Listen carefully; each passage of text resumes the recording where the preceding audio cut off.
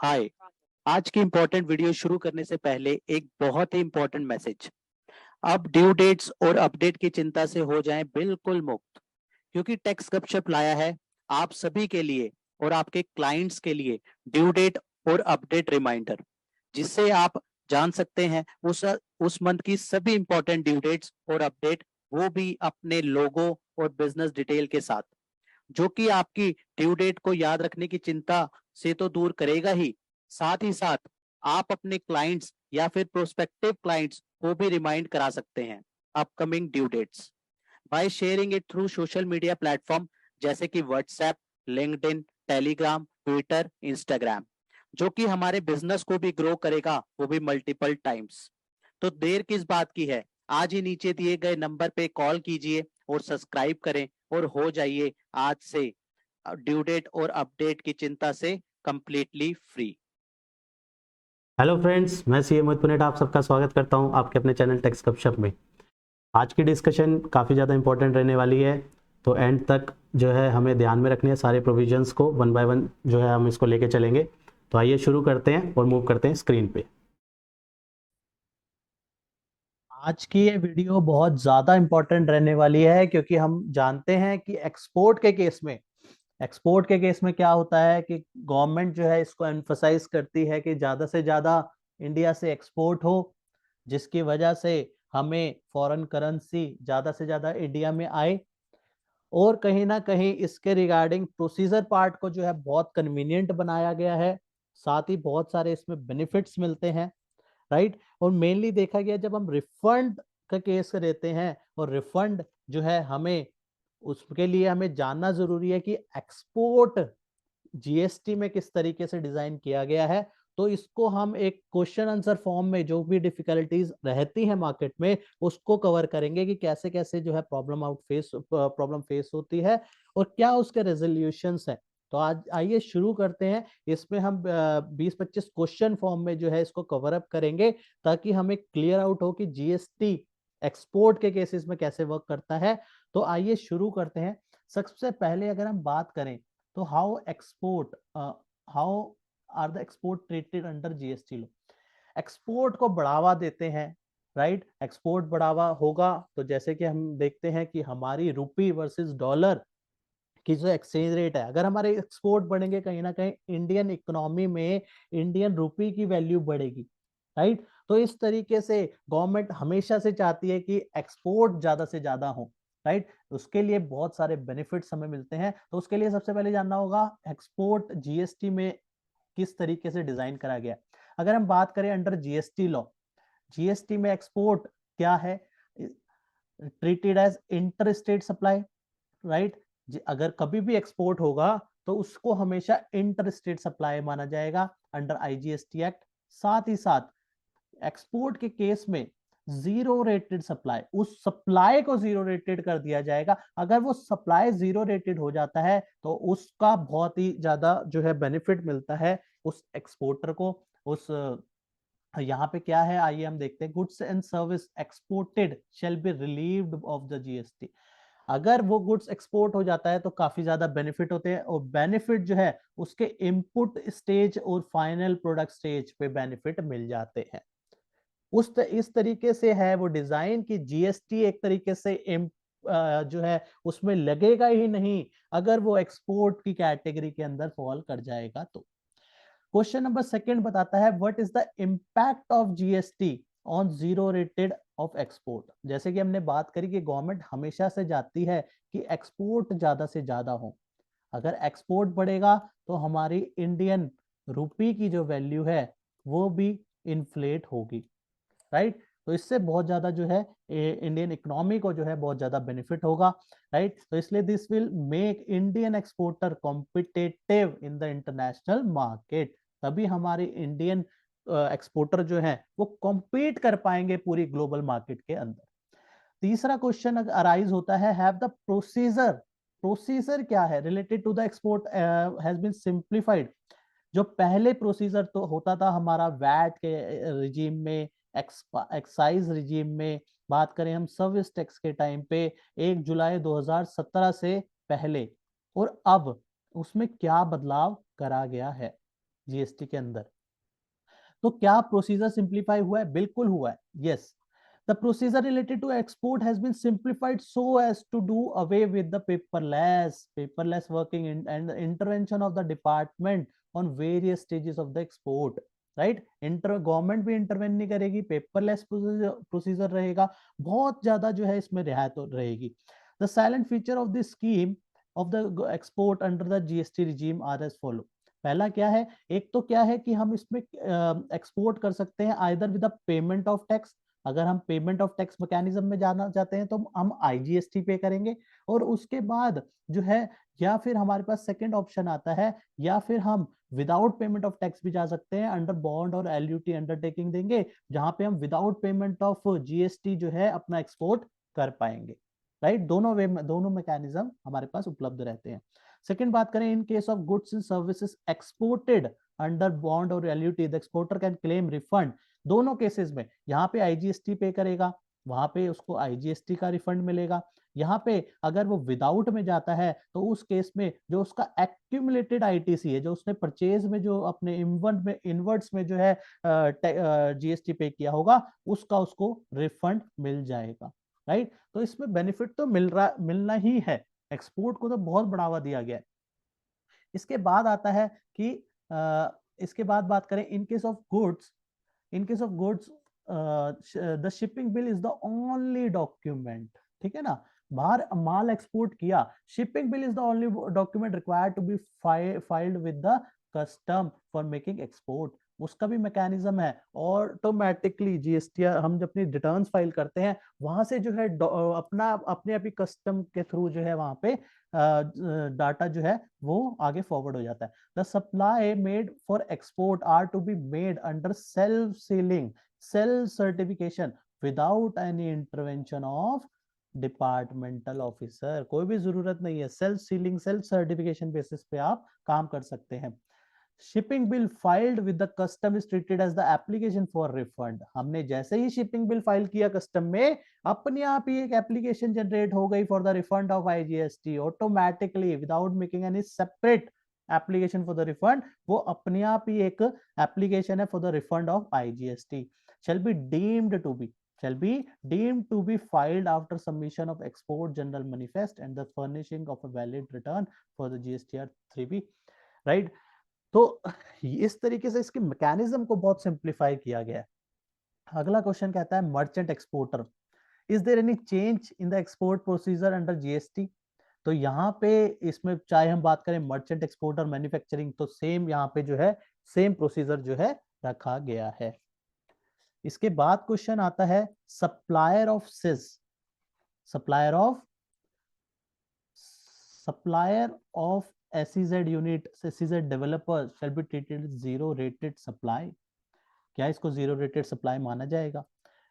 Then why there is no specific mention in the GST law about not charging of tax in respect with the DTA unit is supplying to SEZ unit। अगर कोई DTA unit SEZ को supply कर रही है उस case में क्या रहेगा? उसमें बिल्कुल जब हम DTA SEZ को सप्लाई करती है वहां पे भी उसको भी एक्सपोर्ट जो है यहाँ पे एक्सपोर्ट माना गया है। आइदर वहां पे भी ऑप्शन है कि आप with the payment of tax में जा सकते हैं, आईजीएसटी पे कर सकते हैं, या फिर आप बॉन्ड और एलयूटी के through without payment of tax में जा सकते हैं। दोनों मैकेनिज्म उसमें अवेलेबल है, दोनों केसेस में आप रिफंड भी अप्लाई कर सकते हैं।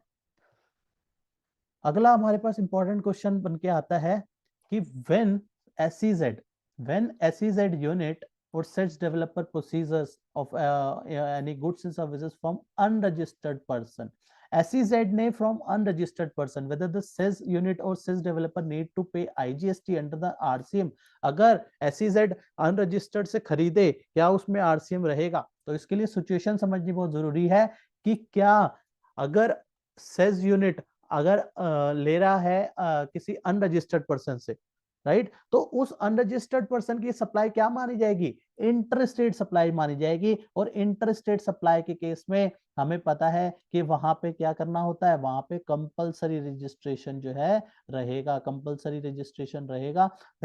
thus anyone making a supply to SEZ unit, SEZ developer need mandatory registration section 24 applicable हो जाएगा।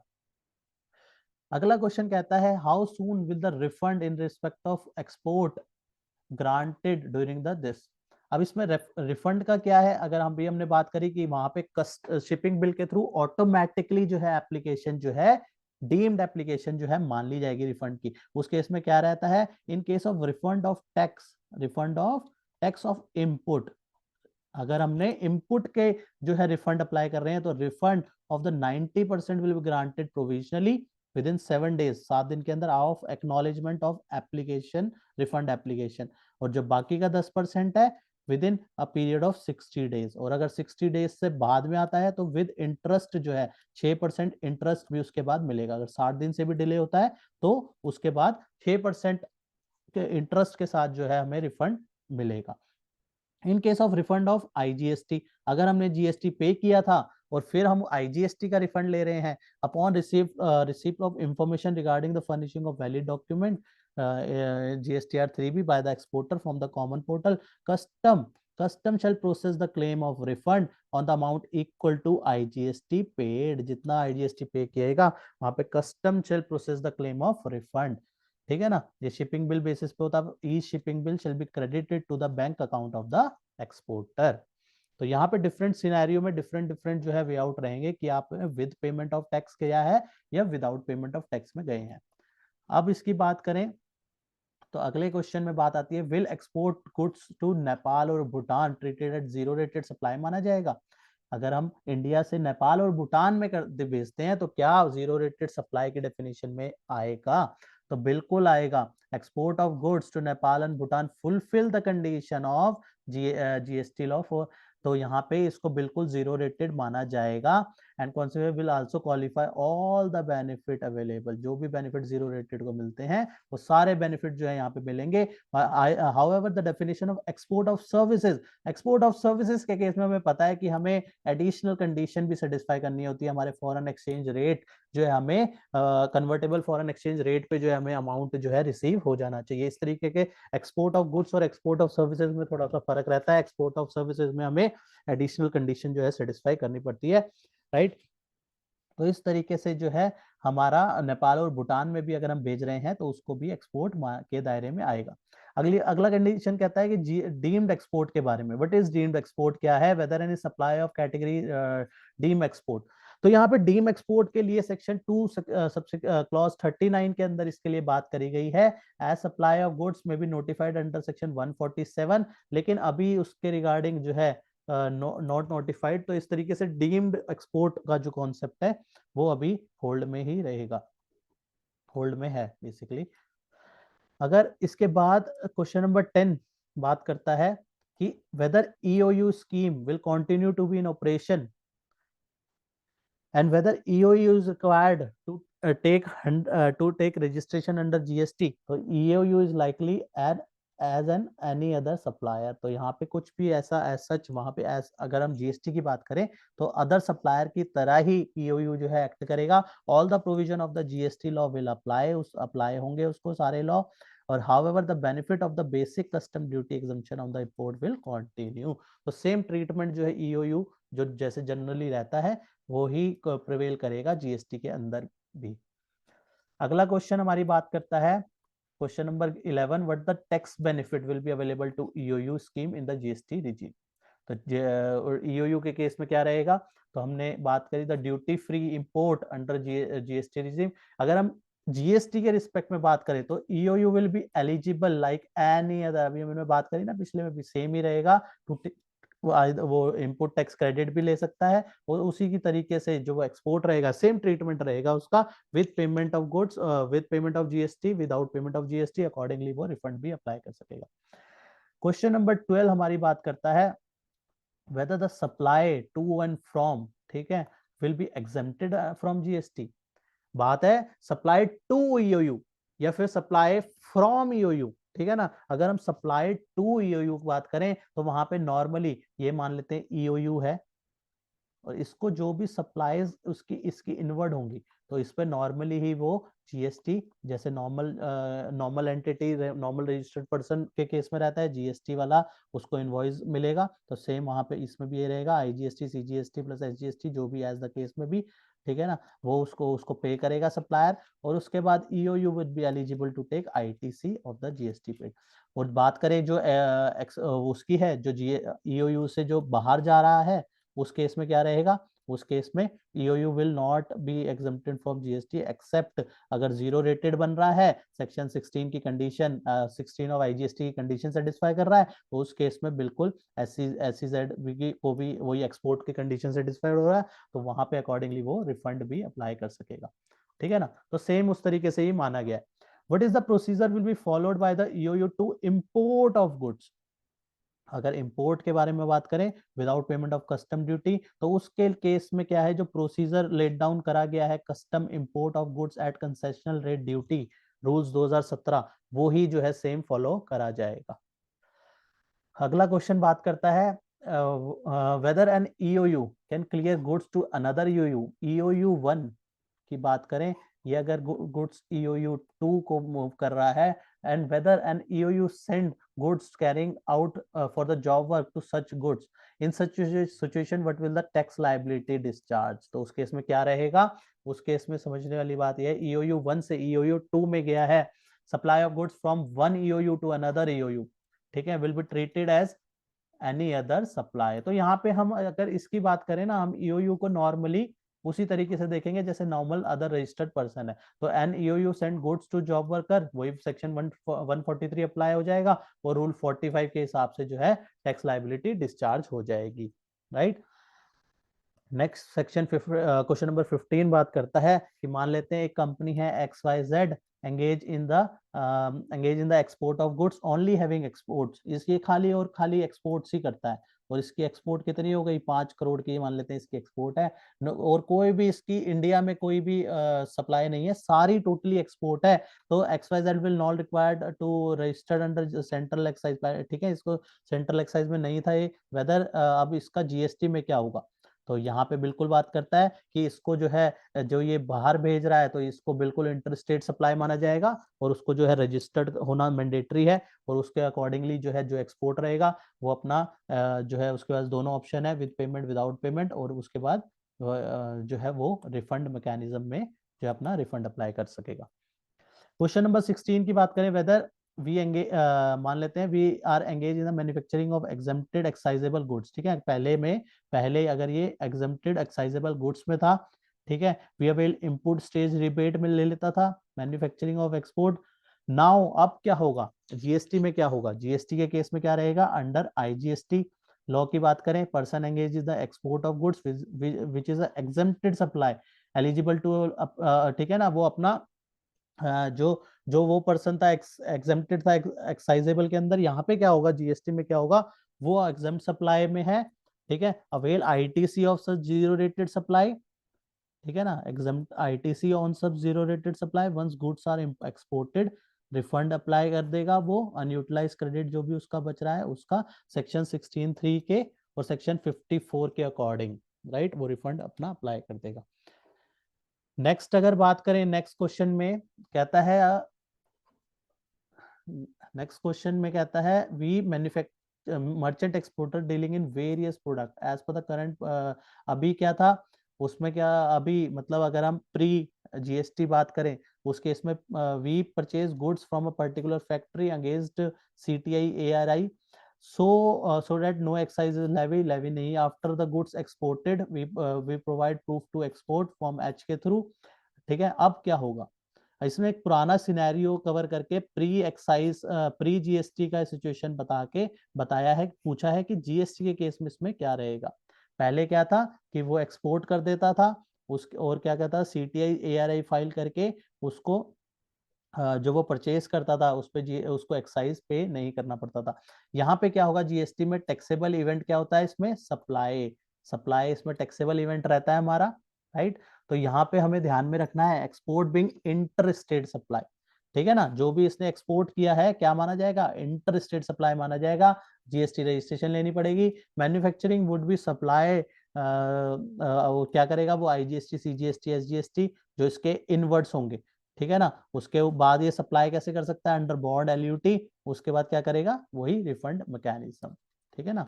तो ध्यान में रखना है कि पहले प्री और पोस्ट का थोड़ा सा क्या फर्क पड़ जाएगा जब हम बात करेंगे पुराना उसमें, पुराने प्री GST एरा में और पोस्ट GST एरा में।